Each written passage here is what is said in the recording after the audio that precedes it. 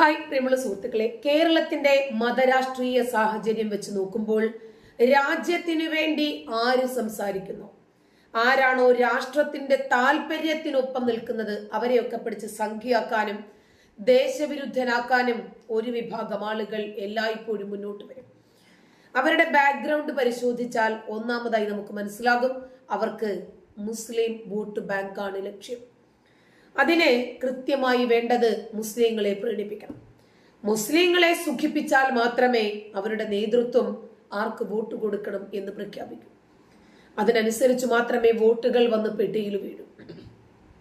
അതുകൊണ്ട് രാജ്യത്തിന്റെ താല്പര്യത്തിനൊപ്പം മാത്രമേ നിൽക്കാൻ പാടുള്ളൂ എന്ന് ആര് തീരുമാനിക്കുന്നോ അവരെ സോഷ്യൽ മീഡിയയിൽ എടുത്തിട്ട് അലക്കും. നമ്മുടെ ആന്റി കമ്മികളുണ്ടല്ലോ, ആന്റി സോഷ്യലിസ്റ്റ് പ്രവർത്തകരുണ്ടല്ലോ, അങ്ങനെയൊക്കെയാണ് അവർ പറയുന്നതെങ്കിൽ പോലും അവർ രാത്രിയും രാവിലെയും അവരുടെ കൊടികളുടെ നിറം മാറുന്നതും അവരുടെ രാഷ്ട്രീയ ആശയങ്ങൾ മാറുന്നതും നമുക്കറിയാം. ഇങ്ങനെ രാഷ്ട്രീയത്തെക്കാൾ ഏറെ പ്രാധാന്യം രാഷ്ട്രത്തിന് നൽകിപ്പോയാൽ ഇവരുടെയൊക്കെ കണ്ണിലെ കരടായി മാറും. പിന്നീട് അവര് നമുക്ക് ചാർത്തിത്തരുന്ന ചില പട്ടങ്ങളുണ്ട്. ഇവരങ്ങ് ചില പേരുകൾ കൊണ്ട് ഇവരങ്ങ് സോഷ്യൽ മീഡിയയിൽ നന്നായിട്ട് പോപ്പുലറാക്കി തരും. അതാണ് ഇവരുടെ രീതി. ഇനിയും സംഖ്യയാണെങ്കിലും കൃസംഖ്യയാണെങ്കിലും കമ്മിയാണെങ്കിലും കൊങ്ങിയാണെങ്കിലും സുഡുവാണെങ്കിലും ഇതെല്ലാം സോഷ്യൽ മീഡിയയിലൂടെ വ്യാപകമായ പേരുകളാണ്. അതായത് ഇസ്രായേലിന്റെ വിഷയം നമുക്കറിയാം. ഇസ്രായേൽ ഹമാസ് വിഷയം വന്ന സമയത്ത് ആരാണോ രാജ്യത്തിന്റെ താല്പര്യത്തിനൊപ്പം നിന്നത് അവർ ചിലരുടെ കണ്ണിലെ കരടായി മാറിയില്ലേ? അതെ, ഇത് തന്നെയാണ് ഇവിടെയും സംഭവിക്കുന്നത്. രാജ്യത്തിനു വേണ്ടി ഒരാളും സംസാരിക്കരുത്. ഇപ്പോ ഇസ്രായേലിന്റെ വിഷയത്തില് ഇസ്രായേലിനോടാണ് ഇന്ത്യ മഹാരാജ്യം ആഭിമുഖ്യം കാണിച്ചത്. ഇന്ത്യ ഇസ്രായേലിന് പിന്തുണ പ്രഖ്യാപിച്ചു. എന്നാൽ അതിന് വിരുദ്ധമായി ഹമാസിന് പിന്തുണ പ്രഖ്യാപിക്കുക മാത്രമല്ല, ഹമാസിന്റെ നേതാവിനെ ഈ കേരളക്കരയിൽ മലപ്പുറത്തിന്റെ മണ്ണിൽ ഒരു വിർച്വൽ മീറ്റിംഗിൽ പങ്കെടുപ്പിക്കുക പോലും ചെയ്ത് രാജ്യ താല്പര്യത്തിന് വിരുദ്ധരാണ് ഞങ്ങളെന്ന് പ്രഖ്യാപിച്ചു. ഇത്തരം രാഷ്ട്രവിരുദ്ധരെ നമ്മുടെ മാധ്യമങ്ങൾ വളരെ തന്ത്രപൂർവം അങ്ങ് മൂക്കും.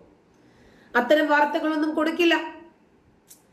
ഭാരതത്തിന്റെ മുഖം നാനാത്വത്തിൽ ഏകത്വമാണെന്നും നമ്മുടെ ഏറ്റവും വലിയ മതം ഇസ്ലാം അല്ല മനുഷ്യത്വമാണെന്നും പറഞ്ഞത് ഒരു സംഖ്യയോ കൃസംഖ്യയോ കൊങ്ങിയോ ഒന്നുമല്ല, മറിച്ച് 50,000-ത്തിലധികം ഇമാമുമാരെ പ്രതിനിധീകരിക്കുന്ന സംഘടനയുടെ തലവനായ ഡോക്ടർ ഇമാം ഉമർ അഹമ്മദ് ഇല്യാസി എന്ന വ്യക്തിയായിരുന്നു. അദ്ദേഹത്തെ നമ്മുടെ കേരളക്കര ഈ അയോധ്യയിലെ രാമജന്മഭൂമിയുടെ ഉദ്ഘാടനം പ്രാണപ്രതിഷ്ഠാ ചടങ്ങിൽ പങ്കെടുത്തതിന്റെ പേരിൽ മാത്രം കേരളക്കാർക്ക് അദ്ദേഹം സംഘി ഇമാമായി മാറി, RSSന്റെ ഇമാമായി മാറി. അദ്ദേഹം രാഷ്ട്രത്തിന് വിരുദ്ധമായി ഇനിയിപ്പം ഹമാസിനെ പ്രതിനിധീകരിച്ചു, കുഴപ്പമുണ്ടായിരുന്നില്ല. ഹമാസിന് വേണ്ടി സംസാരിച്ചു. അദ്ദേഹം കറകളഞ്ഞ മതേതരനായി. നമ്മുടെ കേരളത്തിന്റെ ഇടതു വലത് രാഷ്ട്രീയ കക്ഷികളും ഇസ്ലാം മത തീവ്രവാദികളും പറയുമായിരുന്നു.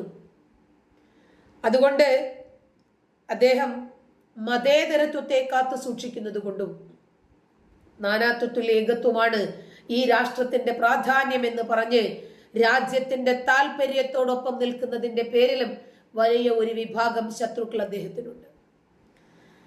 അദ്ദേഹത്തിനെതിരെ മാധ്യമവും മീഡിയ വണ്ണും തേജസ്സും ഒക്കെ എഴുതാൻ തുടങ്ങിയിട്ട് കാലം കുറയായി. എന്നാൽ അദ്ദേഹം പറയുന്നു താൻ ഒരു പാർട്ടിയിലും അംഗമല്ല, ആഗോള സമാധാനത്തിന്റെ വക്താവാണ് താൻ.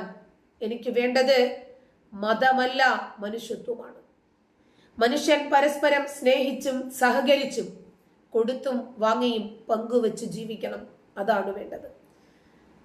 അപ്പോ വിവിധ ചർച്ചകൾക്ക് സൗഹാർദ്ദ യോഗങ്ങൾക്കുമൊക്കെയായി അദ്ദേഹം ലോകത്തിന്റെ വിവിധ ഭാഗങ്ങളിൽ യാത്ര ചെയ്തിട്ടുണ്ടെന്നും അന്നെടുത്ത ഫോട്ടോ ഒക്കെ ഇദ്ദേഹം പലപ്പോഴും സോഷ്യൽ മീഡിയയിലൂടെ പങ്കുവച്ചിട്ടുണ്ട്. ഇസ്രായേലിന്റെ മുൻ പ്രസിഡന്റിന്റേത് അദ്ദേഹത്തിന്റെ കൂടെ ചർച്ചയ്ക്കിരിക്കുന്ന ചിത്രവും ഒക്കെ അദ്ദേഹം പങ്കുവച്ചിട്ടുണ്ട്. മാത്രമല്ല, മതതീവ്രവാദത്തിനെതിരെ എല്ലാ കാലവും ഉറച്ച നിലപാടാണ് താൻ എടുത്തിട്ടുള്ളതെന്നും അദ്ദേഹം പറയും. പ്രാണപ്രതിഷ്ഠാ ചടങ്ങിന് ശേഷമുള്ള മീറ്റിംഗിലായിരുന്നു അദ്ദേഹം ഈ കാര്യം ലോകത്തോട് വിളിച്ചു പറഞ്ഞത്. നേരത്തെ തന്നെ മോദി സർക്കാർ തന്നെ കൊണ്ടുവന്ന ഒരു മുത്തലാഖ് ബില്ല്, ആ ബില്ലിനെ പല ആളുകളും എതിർത്തപ്പോൾ, പല സംഘടനകളും എതിർത്തപ്പോൾ കൃത്യമായി ആ ബില്ലിനെ അനുകൂലിക്കുകയായിരുന്നു മുഹമ്മദ് ഇല്യാസി ചെയ്തത്. അതായത് അദ്ദേഹത്തിന് അറിയാം ഇത് ആർക്കാണ് ഉപകാരമാകുന്നത്. കേരളത്തിലെ മാത്രമല്ല, ഇന്ത്യയിലെ മുഴുവൻ മുസ്ലിം സ്ത്രീകളുടെയും വ്യക്തിത്വം രൂപീകരിക്കപ്പെടുന്ന ഒരു ബില്ലായിരുന്നു അത്. പുരുഷന്മാർക്ക് 4 കെട്ടണമെന്ന് തോന്നിയാൽ കെട്ടാനും ഏത് സമയവും കെട്ടിയ പെണ്ണിനെ ഒഴിവാക്കാനുമുള്ള നിയമത്തിന്റെ കടക്കൽ കത്തിവെക്കുന്ന രൂപത്തിൽ 1400 കൊല്ലങ്ങൾക്ക് മുമ്പുണ്ടാക്കിയ ഒരു നിയമത്തെ BJP സർക്കാർ ഇല്ലായ്മ ചെയ്തപ്പോൾ അദ്ദേഹം രാഷ്ട്രത്തിന്റെ താല്പര്യത്തിനോടൊപ്പം നിന്നു. മുസ്ലിം സ്ത്രീകളുടെ അവകാശത്തോടൊപ്പമാണ് നിന്നത്. സ്ത്രീകളുടെ വിവാഹപ്രായം 18 വയസ്സിൽ നിന്നും 21 വയസ്സാക്കി ഉയർത്താനുള്ള കേന്ദ്ര സർക്കാരിന്റെ തീരുമാനത്തെ അദ്ദേഹം പിന്തുണയ്ക്കുകയും ചെയ്തു. പോരെ, മുസ്ലിം വിഭാഗത്തിൽ നിന്നുള്ള സൈബർ ആക്രമണത്തിന് ഈ 2 കാര്യങ്ങളും എമ്പാടും ധാരാളമാണ്. പിന്നെ ഇസ്രായേലിനെ പിന്തുണച്ചു, മതി കാര്യം, രാഷ്ട്രത്തിനൊപ്പം നിന്നു. ഇതൊക്കെ കൊണ്ടും അദ്ദേഹത്തെ വാരി ചുമരിൽ ഒട്ടിക്കാൻ സൈബർ വെട്ടുകൾക്ക് ഇത് തന്നെ പോരെ ധാരാളം. പെൺകുട്ടികളെ നേരത്തെ വിവാഹം കഴിപ്പിച്ച് അയക്കരുതെന്നും എല്ലാത്തിലും രാഷ്ട്രീയം കൊണ്ടുവരരുതെന്നുമായിരുന്നു അന്ന് അദ്ദേഹം പറഞ്ഞത്.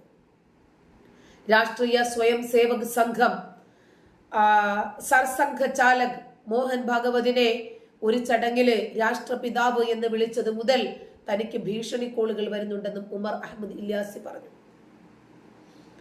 അതുപോലെ നേരത്തെ തന്നെ വെളിപ്പെടുത്തിയിരുന്നു അദ്ദേഹം 2022 സെപ്റ്റംബർ 22-ാം തീയതി ഡൽഹിയിലെ ഒരു മുസ്ലിം പള്ളി സന്ദർശിച്ച ഭാഗവത് മദ്രസ വിദ്യാർത്ഥികളുമായി സംവദിച്ചു. ഇത് സംബന്ധിച്ച് മാധ്യമ പ്രവർത്തകരോട് പ്രതികരിക്കുമ്പോൾ ഇല്യാസി ഭാഗവതിനെ രാഷ്ട്രപിതാവ് എന്നാണ് വിളിച്ചത്. അന്താരാഷ്ട്ര ഫോൺ നമ്പറുകളിൽ നിന്ന് തനിക്ക് ആവർത്തിച്ച് വധഭീഷണികൾ വരുന്നുണ്ടെന്ന് അദ്ദേഹം പറഞ്ഞു. ഇന്ന് എന്റെ ക്ഷണപ്രകാരം മോഹൻ ഭാഗവത് ജി സന്ദർശിച്ചു. അദ്ദേഹം രാഷ്ട്രപിതാവും രാഷ്ട്ര ഋഷിയുമാണെന്ന് അദ്ദേഹം പറഞ്ഞു. അദ്ദേഹത്തിന്റെ സന്ദർശനത്തിൽ നിന്ന് ഒരു നല്ല സന്ദേശം പുറത്തു വരും. നമ്മുടെ ദൈവത്തെ ആരാധിക്കുന്ന രീതികൾ വ്യത്യാസമാണ്, എന്നാൽ ഏറ്റവും വലിയ മതം മനുഷ്യത്വമാണ്. രാജ്യം ഒന്നാമതെത്തുന്നുണ്ടെന്ന് ഞങ്ങൾ വിശ്വസിക്കുന്നു, ഉമർ ഇല്യാസി കൂട്ടിച്ചേർത്തു. ANI റിപ്പോർട്ട് ചെയ്യുകയും ചെയ്തിരുന്നു അദ്ദേഹത്തിന്റെ പ്രഭാഷണം മുഴുവനും. എന്നാൽ മോഹൻ ഭാഗവത് നല്ലത് ചെയ്യുന്നത് കൊണ്ടാണ് നല്ലത് പറഞ്ഞത് എന്നായിരുന്നു ഡോക്ടർ ഇല്യാസിയുടെ പ്രതികരണം.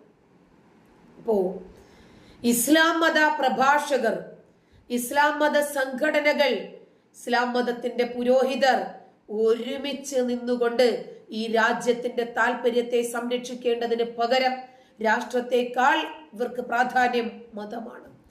അതുകൊണ്ടാണ് ജനാധിപത്യ ഭരണഘടന പോലും അംഗീകരിക്കാതെ 6-ാം നൂറ്റാണ്ടിന്റെ ഗോത്ര പുസ്തക പ്രകാരം അല്ലാഹുവിനെയോ അവന്റെ റസൂലിനെയോ നിന്ദിക്കുകയോ നിഷേധിക്കുകയോ വിമർശിക്കുകയോ ഉപേക്ഷിക്കുകയോ ചെയ്താൽ അവന്റെ കൈവെട്ടണമെന്ന് പറയുന്ന പോപ്പുലർ ഫ്രണ്ടുകാർക്ക് അനുകൂലമായി നമ്മുടെ കേരളത്തിലെ പോലും മതപ്രഭാഷകർ, മതസംഘടനകൾ സഞ്ചരിക്കുന്നത്.